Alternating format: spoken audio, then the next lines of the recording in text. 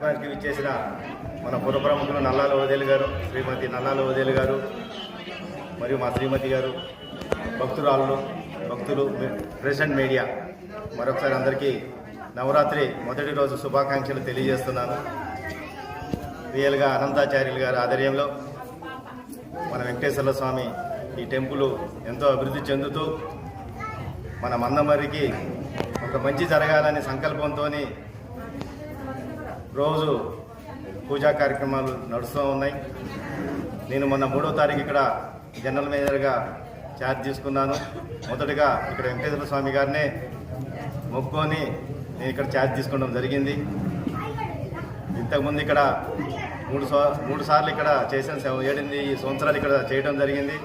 ఇక్కడ ఓదేలన్నగా అందరూ కూడా ఇక్కడ విలేకరులు అందరూ కూడా సుపరిస్థితులే. మీ అందరు కోఆపరేషన్ అవసరం. ఎందుకంటే ఇప్పుడు మందమరి మిగతా చాలా ఏరియాస్ క్లోజ్ కావచ్చు, కానీ మందమరి ఏరియాకి చాలా లైఫ్ ఉంది. కేకేఓసి 11-12 సంవత్సరాల లైఫ్ ఉంది. మన ఆర్కేఓసి రాబోతుంది, అది 18 సంవత్సరాల లైఫ్ ఉన్నది. శ్రావణపల్లి ఇక్కడ చుట్టుపక్కల ఉన్న కాశీపేట 1, కాశీపేట 2 వాటికి కూడా మంచి లైఫ్ ఉన్నది. కాబట్టి ఇక్కడ మీ పుర ప్రముఖులు, ఇక్కడ పనిచేసే ప్రెసిడెంట్ మీడియా అందరి కోఆపరేషన్ అవసరం.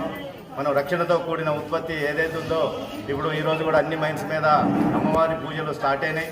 కాబట్టి అందరూ కూడా మరొకసారి మంచిగా భక్తితోని నేను కోరుకునేది ఏంటంటే ఇక్కడ అందరూ కూడా మంచిగా ఉండాలని, ఆరోగ్యంగా ఉండాలని, సుఖ సంపదలతో ఉండాలని ఆ భగవంతుని ప్రార్థిస్తూ మరి అంతా కూడా అందరూ కూడా భక్తులంతా కూడా పాల్గొని పెద్ద మొత్తం మనం ఏదైతే మనము 29 దసరా రోజున మనం చేసే కార్యక్రమానికి అందరూ రావాల్సిందిగా కోరుకుంటూ నాకు ఈ అవకాశం ఇచ్చినందుకు కృతజ్ఞతలు. మాతా ప్రతిష్ఠ సందర్భంగా కొంచెం గొంతు ఇబ్బంది ఉంది, దయచేసి అర్థం చేసుకోవాలి.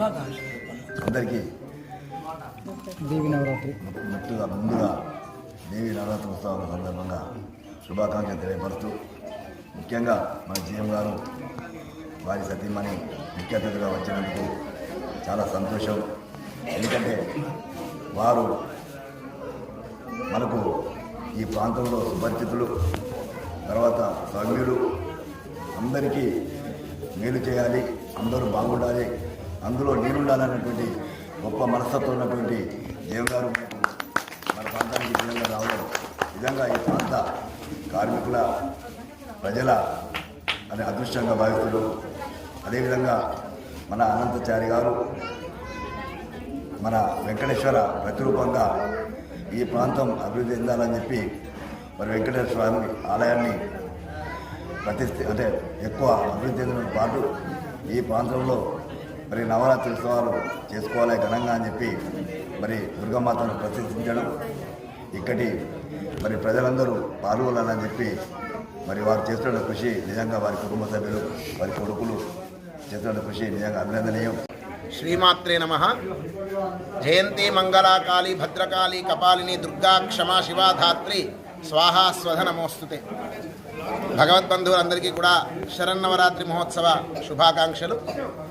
ఈ రోజున ఆశ్వీజ శుద్ధ పాడ్యమి, శరదృతువు ప్రారంభమైన మొదటి రోజు నుంచి మొదలుకొని విజయదశమి వరకు కూడా అమ్మవారికి సాగేటువంటి ఉత్సవాలని నవరాత్రి మహోత్సవాలు అంటారు, శరన్నవరాత్రులు అని.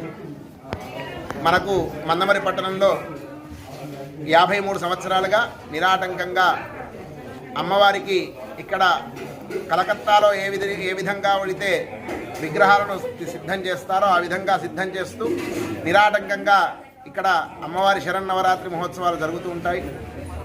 మన ప్రాంతమంతా కూడా దసరా అంటే పెద్ద పండుగ.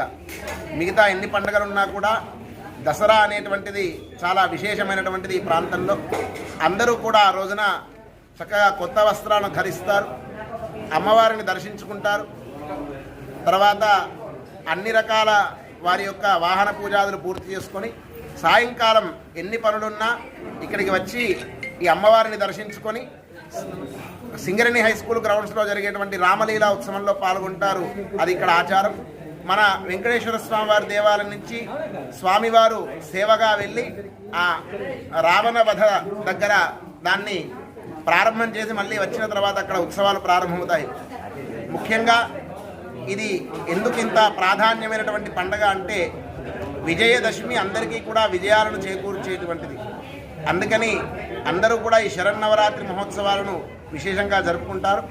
అపరాజిత అయినటువంటి అమ్మవారు ఎవరికి కూడా పరాజయం లేకుండా కోరినటువంటి కోరికలను తీర్చేటువంటి ఆది పరాశక్తిగా విలసిల్లుతుంది. అందరికీ కూడా అమ్మవారి అనుగ్రహం కలగాలని ఈ రోజున ఇక్కడ వెంకటేశ్వర స్వామి వారి దేవాలయ ప్రాంగణంలో స్థానిక జనరల్ మేనేజర్ గారి చేతుల మీదుగా వైభవంగా ఉత్సవాలను ప్రారంభం చేశారు. ఈ సంవత్సరం విగ్రహదాతగా శ్రీమాన్ దొండపాటి నారాయణ రెడ్డి లక్ష్మి వాళ్ళ అబ్బాయి శ్రీకాంత్ రెడ్డి గారు ఈ సంవత్సరం విగ్రహదాతగా ఉన్నారు.